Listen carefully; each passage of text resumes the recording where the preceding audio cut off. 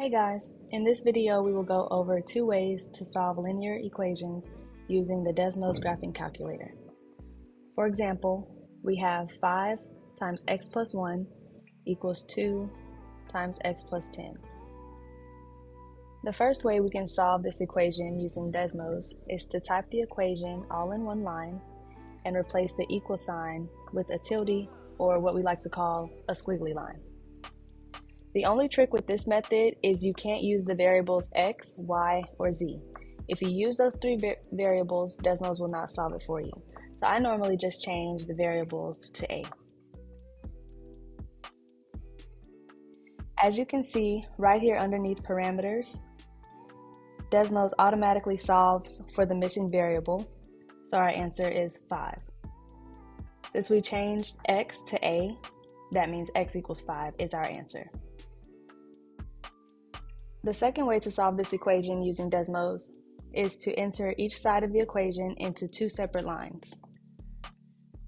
For this method, you have to use the variable x, or Desmos will not graph it for you.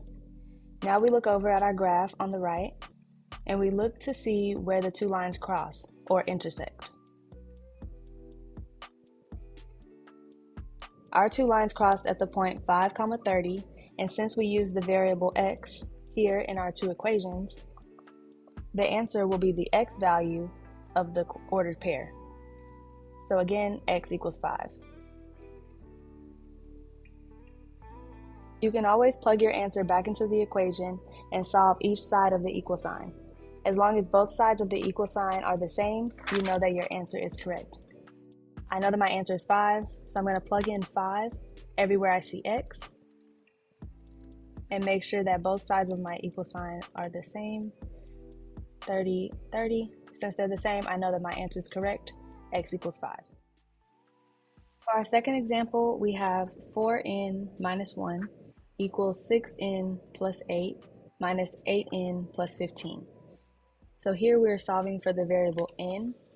If I use the first method, all I have to do is change the equal sign to a squiggly line. And there you go, it automatically solves it underneath parameters, n equals 4. The other method is to take each side of the equal sign. So I'm going to take the left side, put it in a new line, and then I'll take the right side and put it in a new line. If you look, we still have an error.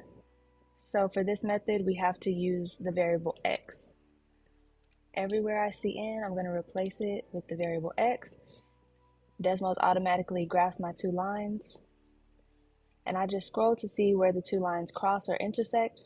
Where they intersect, I get an ordered pair.